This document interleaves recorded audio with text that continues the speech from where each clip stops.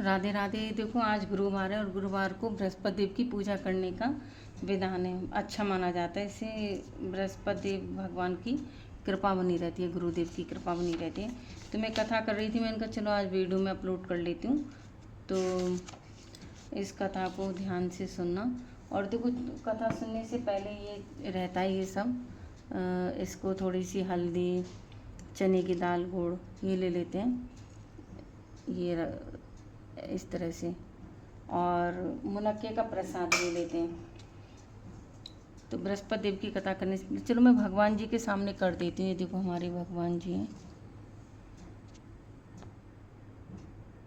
ठीक से दिख नहीं रहे।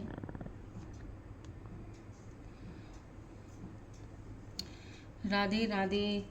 बृहस्पति भगवान की कथा। प्राचीन काल में कार्यव्रत में दिग्विजय नामक एक राजा था। राजा दिग्विजय अपनी प्रजा के सुख दुख का बहुत ध्यान रखता था। वह प्रतिदिन बृहस्पति देव की पूजा के लिए मंदिर में जाता था। प्रत्येक बृहस्पतिवार को राजा बृहस्पति देव का व्रत रखता था। बृहस्पति देव की पूजा अर्चना के बाद व्रत कथा सुनकर राजा एक ही समय भोजन करता था, लेकिन उसकी रानी राजा के पूजा पाठ और व्रत को बिल्कुल पसंद नहीं करती थी। राजा ने उसे अनेक बार समझाया था, लेकिन उसने अपना व्यवहार बिल्कुल नहीं बदला था। रानी कभी किसी निर्धन को अन्न, वस्त्र आदि का दान नहीं करती थी। यही नहीं, वह राजा को भी व्रत करने और निर्धनों को दान करने के लिए मना करती थी। एक बार ऐसा हुआ कि जंगल के कुछ हिंसक जानवरों ने नगर में घुसकर निरीह लोगों को मारना शुरू कर दिया। प्रजा के लोगों ने जब राजा दिग्विजय सिंह से जंगली जानवरों के उत्पात की शिकायत की तो वह स्वयं उनके शिकार के लिए गया। राजा दिग्विजय शिकार पर गया हुआ था। रानी महल में आनंद से झूला झूल रही थी। उस दिन बृहस्पति देव अपना रूप परिवर्तित करके निर्धन भिक्षुक के रूप में महल के द्वार पर आ पहुंचे। बृहस्पति देव ने रानी से भिक्षा मांगी तो वह क्रोध मिश्रित स्वर में बोली, हे भिक्षुक, सुबह से भिक्षा देते देते मैं तो परेशान हो गई हूँ। अभी मुझे महल के बहुत से काम करने हैं। महल के कामों से अवकाश मिले तो मैं तुम्हें कुछ भिक्षा दूं। बृहस्पति देव ने कहा, हे देवी, भिक्षा देने में भला कितना समय लगता है? तुम भिक्षा देकर भी तो महल के काम पूरे कर सकती हो। भिक्षुक के वचन सुनकर रानी ने क्रोधित होकर कहा, लोगों को दान देने के लिए तो मेरे पति बहुत हैं। वे हर समय भिक्षुकों को अन्न, वस्त्र तथा धन दान करते रहते हैं। उनके इस तरह दान देने से तो मैं बहुत तंग आ चुकी हूँ। इससे तो अच्छा है कि सारा धन समाप्त हो जाए, ताकि हम प्रतिदिन दान देने के कष्ट से मुक्त होकर चैन की सांस ले सकें।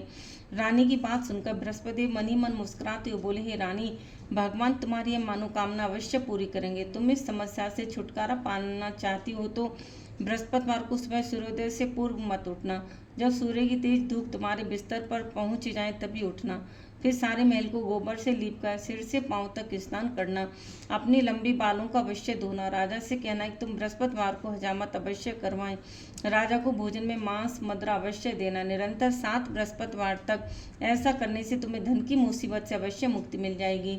इतना कहकर भिक्षुक का उदाहरण के बृहस्पति देव कुछ दूर चलकर अंतर्ध्यान हो गए। रानी अपने पति की दान देने की आदत से बहुत परेशान हो चुकी थी, इसलिए कुछ सोचकर उसने परेशानी से मुक्ति पाने के लिए भिक्षुक की बताई बातों का पालन करने का निश्चय किया।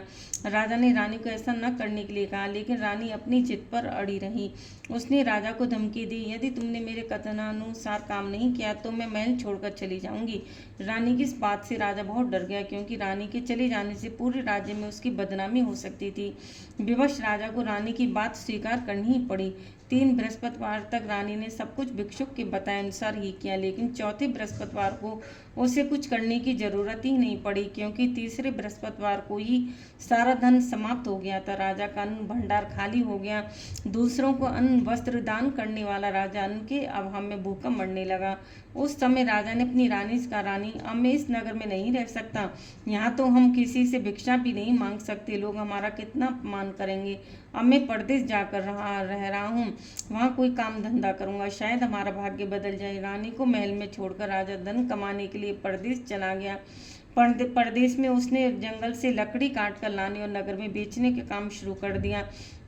इधर रानी को कई कई दिन खाने को कुछ नहीं मिलता था। वह अपने अच्छे दिनों की याद करके आंसू बहाती रहती। एक दिन रानी ने भूख से परेशान होकर अपनी दासी से कहा, दासी, समीप के नगर में मेरी एक बहन रहती है, वह बहुत धनवान है, तो उसके पास जाकर 5 सेर अनाज ले आ। उस अनाज से कुछ दिन तो पेट भरेगा, उसके बाद कहीं मेहनत मजदूरी करके काम चलाएंगे। रानी की बात सुनकर दासी चल पड़ी। जब दासी रानी की महल के पास पहुंची तो वह बृहस्पति देव की पूजा कर रही थी। दासी ने 5 सेर अनाज मांगा, लेकिन पूजा में व्यस्त बहन ने उसकी बात पर ध्यान नहीं दिया। रानी कुछ देर वहां बैठकर खाली हाथ महल में लौट आई। उसने रानी से आकर कही, रानी, तुम्हारी बहन अभिमानी है। अधिक धन होने के कारण वह किसी की बात नहीं सुनती। मेरी बात का भी उसने कोई उत्तर नहीं दिया, बस पूजा पाठ करती रहती। आखिर मुझे खाली हाथी लौटना पड़ा। रानी ने उदास मन से कहा, दासी, जब बुरे दिन आते हैं तो कोई सहायता नहीं करता, अपने भी मुंह मोड़ लेते हैं। यह सब हमारे भाग्य का दोष है। उधर पूजा पाठ के बाद रानी की बहन ने जब दासी की ओर देखा तो वह वहां से जा चुकी थी। बहन ने सोचा, वैसे ही मेरी बहन पर कोई विपत्ति आ पड़ी है, तभी तो उसने दासी को भेजकर 5 सेर अनाज मंगाया है। यह सोचकर वह घोड़ा गाड़ी में सवार हो रानी से मिलने के लिए चल पड़ी। रानी के महल में पहुंचकर उसने कहा, बहन, मुझे क्षमा करना। जब तुम्हारी दासी आई थी उस समय मैं बृहस्पति देव की पूजा कर रही थी और पूरी व्रत कथा सुने बिना उठ नहीं सकती थी। विष्णु भगवान का पूजन समाप्त करके जब मैं उठी तो दासी वहां से लौट कर आई थी। रानी ने बहन को सारी दुख भरी कहानी सुनाकर कहा, मैंने दासी को 5 सेर अनाज लाने के लिए भेजा था। बहन ने रानी की कहानी सुनकर कहा, बहन, मैं बृहस्पतिवार का व्रत करके बृहस्पति देव की पूजा करती हूँ। वे सबका कल्याण करते हैं। तुम भी बृहस्पति देव का स्मरण करके अपने महल के किसी कक्ष में जाकर देखो, शायद कहीं अनाज रखा मिल जाए। बहन की बात सुनकर रानी ने मन में सोचा, उसकी धनवान बहन अवश्य उससे उपहास कर रही है। लेकिन भगवान बृहस्पति देव का नाम लेकर वह महल के एक कक्ष में गई। उस कक्ष में एक घड़ा रखा था। रानी ने उसमें हाथ डालकर टटोला तो सचमुच उस घड़े में अनाज भरा हुआ था। रानी बहुत हैरान हुई। उसने अपनी बहन से कहा, बहन, मुझे भी बृहस्पति देव की व्रत की विधि बताओ, अब मैं भी उनका व्रत किया करूंगी।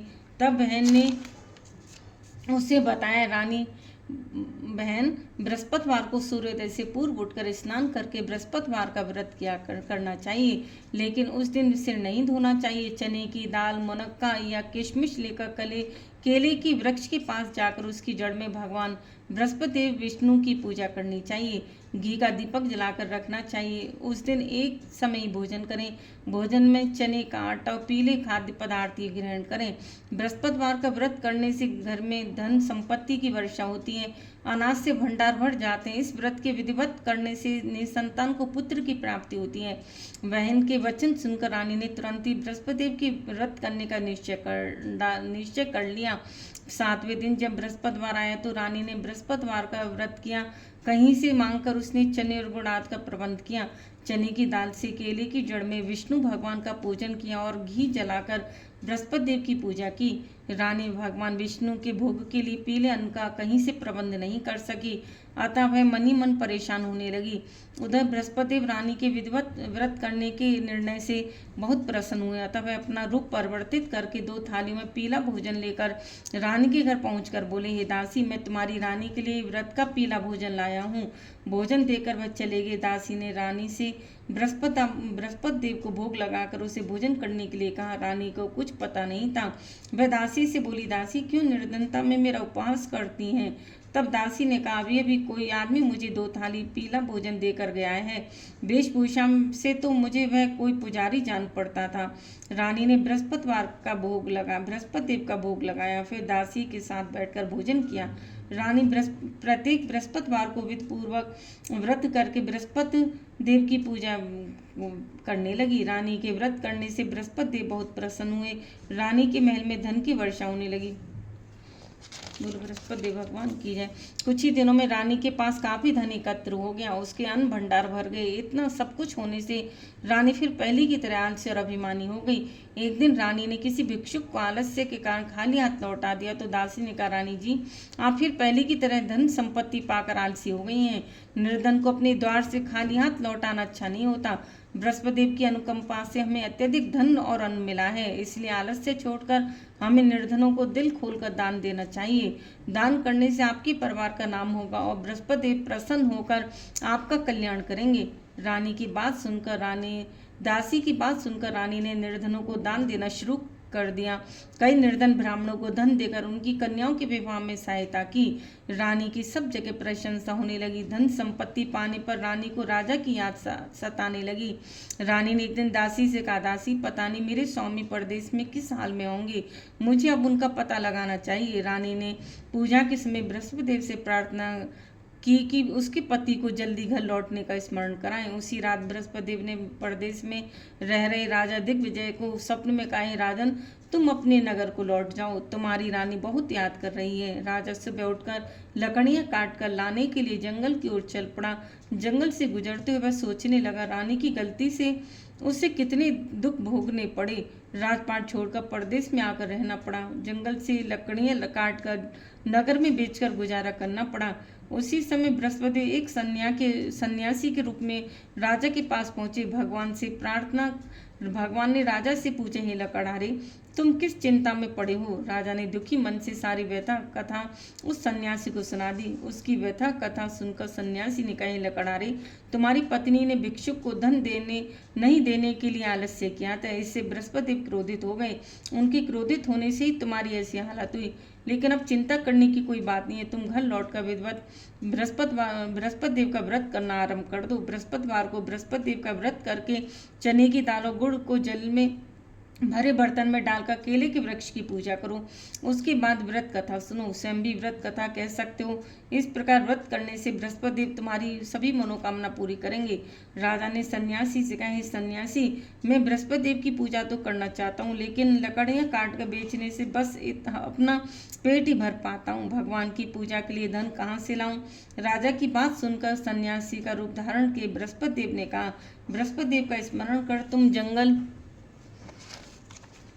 में जाकर लकड़ियां काटना, फिर उन्हें नगर में ले जाकर बेचना। तुम्हें इतना धन मिल जाएगा कि तुम अपने भोजन के साथ गुड़ चने भी खरीद सकोगे।" यह कहकर सन्यासी ने बृहस्पति देव की कथा लकड़हारे को सुनाई। बोलो बृहस्पति देव भगवान की जय।